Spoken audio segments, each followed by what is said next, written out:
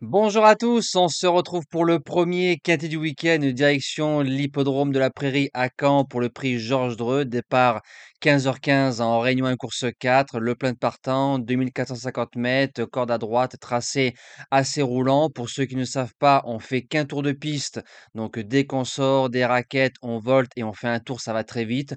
En général, c'est un tracé qui avantage les chevaux qui se montent près de la tête. J'espère que tout le monde va bien. Merci aux personnes, comme tous les jours, hein, qui like, qui partagent.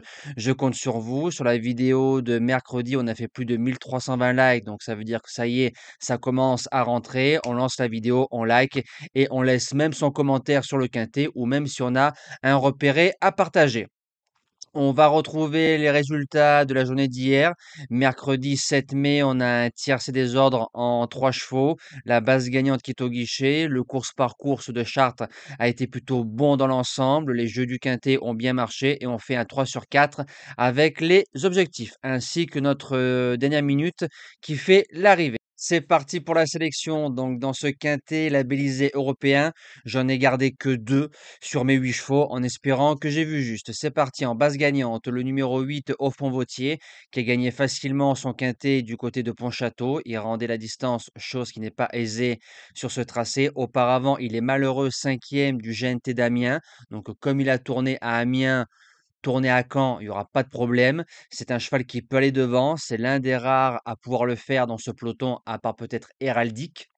Maintenant, s'il est bien dans sa tête, même face aux Européens, je pense que Hoff-Montvautier peut faire le doublé. En deuxième base, le 13 Inshot Josselin, c'est la ligne du GNT d'Amiens, où il a fait troisième seulement des ferrets des postérieurs. Derrière, ça a été un peu moins bien. Là, il sera plaqué devant des ferrets derrière. Esteban le récupère comme dans le GNT d'Amiens, et c'est un cheval qui sera plaqué devant des ferrets derrière.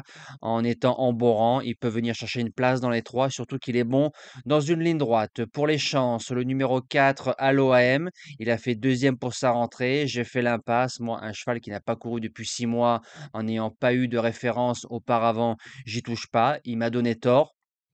Il sera déféré que des postérieurs. Il a pas mal de vélocité. Maintenant, je crains plus la deuxième course après une bonne rentrée. Mais comme Benjamin Rochard, qui est en forme, lui réitère sa confiance, j'y crois. En quatrième position, le 9 Jingle Dupont, qui a été ouvert récemment par Nicolas Bazir du côté de Paris-Vincennes. C'est un cheval qui a fait deuxième de la base gagnante à Pontchâteau. On met Tristan Ouvry.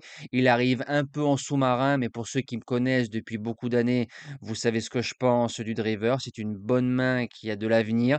Et comme il a tourné à Cabourg, normalement, Jingle peut tourner du côté de Caen. En cinquième position, le 6, Canto De Venti. On l'a touché en objectif du côté de Vincennes, gagnant au mois de février.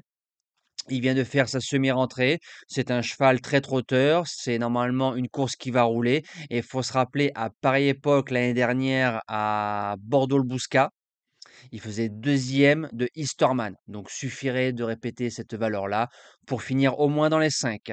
En sixième position, le 14 Gordon Mijac qui a pris un mur des ténèbres du côté de Reims dans le GNT, dans un lot un peu supérieur, mais il partait en tête. Là, ils sont tous au même poteau. C'est un trotteur qu'il faudra pas être trop loin dans le parcours. Mais après, c'est un cheval qui s'allonge très bien dans une ligne droite. Ce sera une question de parcours, mais pas de niveau. En septième position, le numéro 2, Flichta découvre. Alors, c'est une jument qui a 10 ans, mais elle a encore de beaux restes.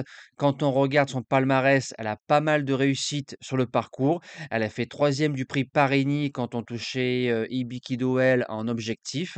Devant, il y avait Hawaii Ponvotier, un pas Ove. Hawaii, c'est un cheval de Jérémy Lévy, si je dis pas de bêtises. Derrière, il fait sixième du prix Covicourt. Alors là, c'est pareil, un lot supérieur, Onek, Gaspard de Brion, Carat Vandel. Et comme Lagaduc est en forme, pareil, petit parcours, on peut jouer une place de 4-5 au sprint. Et je termine avec le plus riche, le 16, Eliossi, qui a fait troisième aux 25 mètres ici même pareil, pas facile pour sa rentrée distancée pour allure. Cinquième du GNT de Reims. Et comme c'est un peu des chevaux qui savent lire et écrire, je me dis une cinquième place à 30 ou 40 contre 1, ça peut le faire, surtout qu'une course, il faut la courir et rien n'est écrit d'avance.